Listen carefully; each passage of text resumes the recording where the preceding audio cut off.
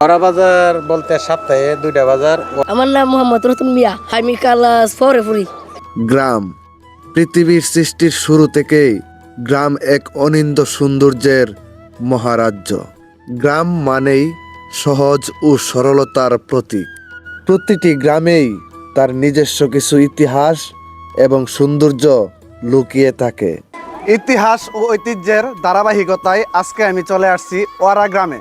আমার পেছনে যে স্কুলটি রয়েছে সেটি হচ্ছে ৬২ নং ওয়ারা পূর্বগ্রাম সরকারি প্রাথমিক বিদ্যালয়, স্থাপিত ১৯৮৮ খ্রিস্টাব্দ, জয়সিদ্ধি ইটনা কিশোরগঞ্জ। প্রাথমিক শিক্ষা অধিদপ্তর। শিক্ষাই জাতির মেরুদণ্ড। আমি এখানে আসার পর যে বিষয়টা লক্ষ্য করছি, এখানকার যে ছেলেমেয়েরা আছে তারা লেখাপড়া করার জন্য খুবই আগ্রহী। প্রত্যেকেই স্কুল ড্রেস পরে স্কুলে আসছে এবং মনোযোগ সহকারে তারা লেখাপড়া করতেছে। ছেলে মেয়ে ছাত্রছাত্রী উভয় পক্ষের মধ্যে লেখাপড়ার প্রতি যে টান, লেখাপড়ার প্রতি যে মহব্বত, আকর্ষণটা আমি এখানে এসে দেখতে পারছি, যা অন্যান্য অঞ্চলে খুবই কম। তো এখানকার যারা ছাত্রছাত্রী আছে, যারা লেখাপড়া করতেছে, তাদের উদ্দেশ্যে আমি একটা কথাই বলবো, তোমরা মনোযোগ দিয়ে লেখাপড়া করবে এবং দেশের উজ্জ্বল ভবিষ্যৎ হয়ে দেশের মুখ উজ্জ্বল করবে।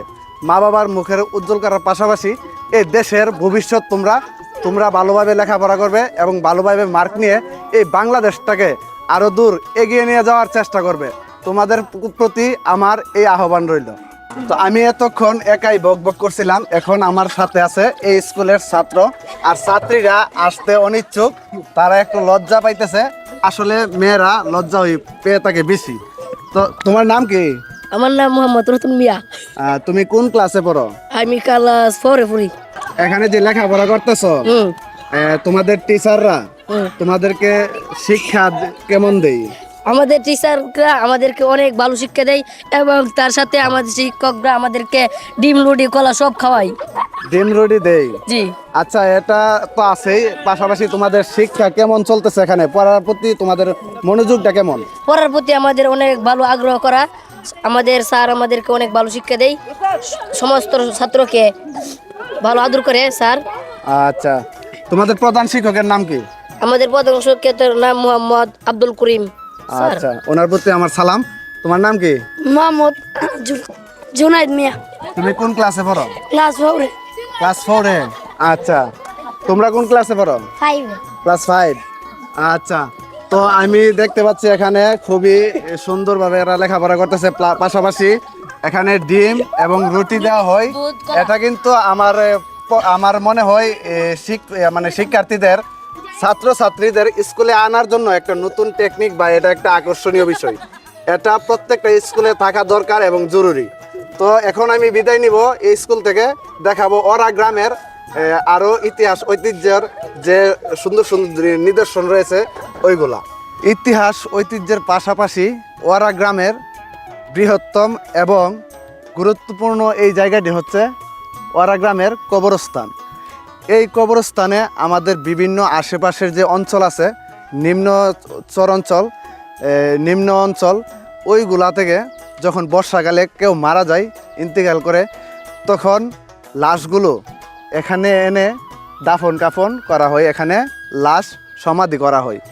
যেমন আমাদের কাটিয়ারকান্দা আছে, কালীপুর আছে, বিভিন্ন অঞ্চল আছে যেগুলা নিম্ন, মানে ওইখানে ওই কবরস্থানগুলাতে খুব সহজেই পানি উঠে যায় দ্রুত।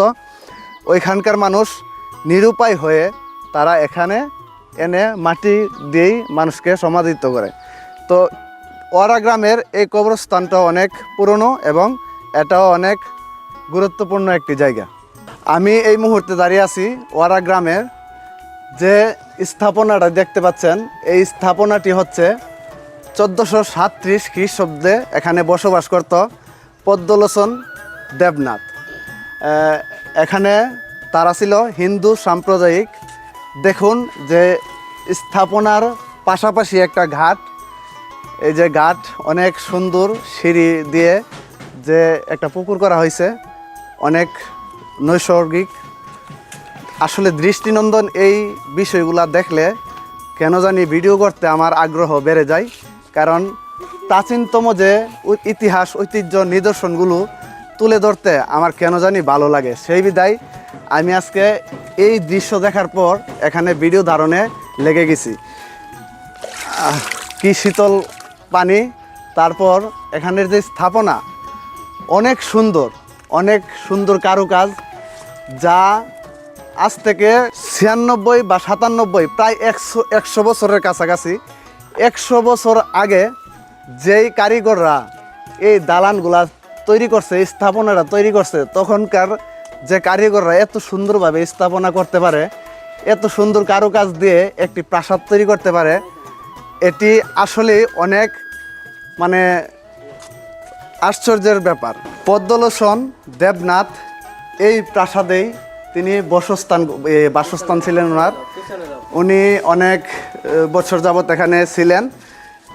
এই যে এই কাজটা অনেক নিখুঁত এবং সুন্দর, অনেক পুরাতন ছিল, কিন্তু এখন এটাকে আবার নতুন করে আপডেট করা হয়েছে, যাকে বলে সংস্কার। নতুন করে এই সংস্কার করার কারণে এটা আবার চকচকে দেখা যাইতেছে। এই বাড়ির পেছনেও আরও 2টি বাড়ি রয়েছে, আপনাদেরকে দেখাবো সেই বাড়িগুলো, কিন্তু ওই বাড়িগুলো নাকি রং করা হয়নি এবং যেভাবে ছিল সেভাবেই রয়ে গেছে। তো চলুন আমরা সেই বাড়িতে চলে যাই। আমি একেবারে বাড়ির ভিতরে চলে আসছি। আমার চারিপাশে দেখতে পাচ্ছেন এখানে যে স্থাপনা, অনেক প্রাচীনতম স্থাপনাগুলা, খুবই মজবুত।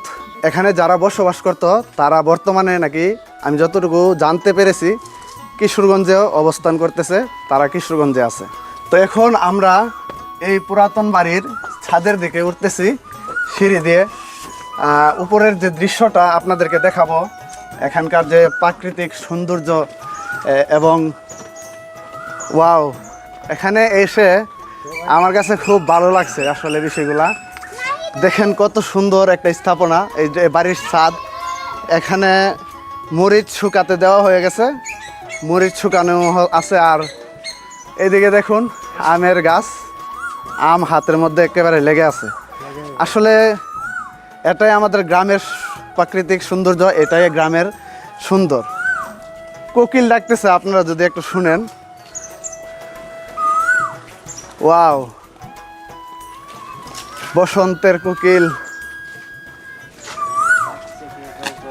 কোকিলের ডাক আমরা শুনতে পাচ্ছি অলরেডি। আশা করি নাই যেখানে এসে কোকিলের ডাক শুনবো, কিন্তু অনাকাঙ্ক্ষিতভাবে আমরা কোকিলের ডাক শুনতে পারতেছি। কোকিলটা দেখা যাচ্ছে না, আম গাছে আছে। এখানে দেশি জাম্বুরা দেখতে পাইতেছি। ছাদের উপরে না আসলে এত কিছু দেখতেই পারতাম না আসলে। তো এইদিকে একটু দেখতে চাই।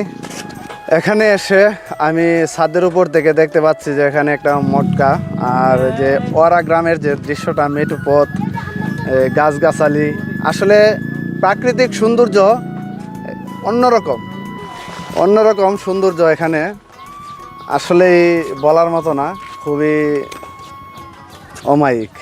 প্রত্যেকটি অঞ্চলের নিজ নিজ কিছু ভাষা এবং স্বকীয়তা থাকে। আমি এখন এই মুহূর্তে দাঁড়িয়ে আছি ওয়ারা বাজারের একদম দ্বার প্রান্তে, মানে প্রবেশ পথে। এই পথ দিয়ে বাজারে যাতায়াত করতে হয়, এই পথ দিয়ে যাতায়াত করে এই গ্রামের মানুষজন। তো আমরা এখন দেখব ওয়ারা বাজারের যে দোকানপাটের যে অবস্থা ওইগুলো, এবং এখানকার যে দোকানপাটের যারা ব্যবসায়ী আছে তাদের সাথে কথা বলার চেষ্টা করব।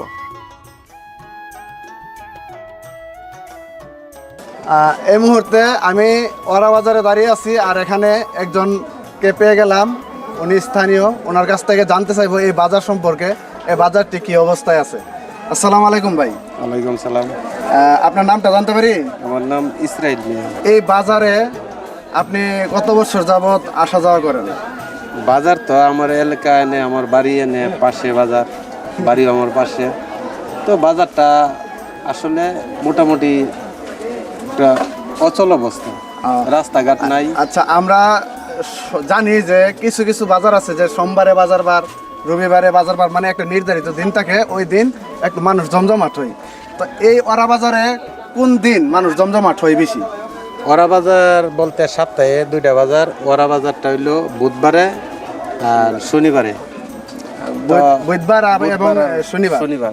মানে দেখা গেছে কি ওরা মুদির গ্রাম, কামালপুর, যে যাতায়াত রাস্তাটার কারণে মানে এই বাজারটা একটু ড্যাম আছে। ড্যাম বাজারটা মোটামুটি চলতেছে। কি মনে করেন দাম কি এখানে কিছু বাড়তি আছে না কম? না না অন্য কোনো মালামালে মানে কেউ কোনো সিন্ডিকেট ব্যবসা করে না, বা মালামালের লেট কেউ বাড়তি ধরে না। কাগালচো বাজারে যে লেটে বেচা কিনা ওরা বাজারে এরকমই বেচা কিনা সেম ভাবে। সেমভাবে বেচা কিনা, এরকম কোনো কিছু মানে সিন্ডিকেটের ব্যবসা নাই। তা আলহামদুলিল্লাহ আমরা জানতে পারছি, আর এই কথাটা জেনে অনেক খুশি হলাম যে এখানে সিন্ডিকেট চলে না। আসলে একটা বাজার নষ্ট হওয়ার জন্য বা এই জনগণকে কষ্ট দেওয়ার জন্য সিন্ডিকেটই যথেষ্ট। তো আমরা যেহেতু এখানে শুনতে পেলাম প্রত্যক্ষদর্শী ভাইয়ের কাছ থেকে যে এখানে কোনো সিন্ডিকেট চলে না, সেক্ষেত্রে আমি এই বাজারকে অনেক অনেক অভিনন্দন, এবং বাজারে যারা ব্যবসায়িক আছে এবং এই বাজারের যারা সভাপতি আছেন সবার প্রতি আমার শ্রদ্ধা এবং তাদের প্রতি আমার মন থেকে দোয়া ও ভালোবাসা রইল। আপনারা সব সময় আপনাদের নিজের থেকে চেষ্টা করবেন এই বাজারে যাতে কোনোদিন সিন্ডিকেট না হয়, এবং এই বাজারে যাতে আপনারা ন্যায্য মূল্যে মালামাল জনগণ কিনতে পারে।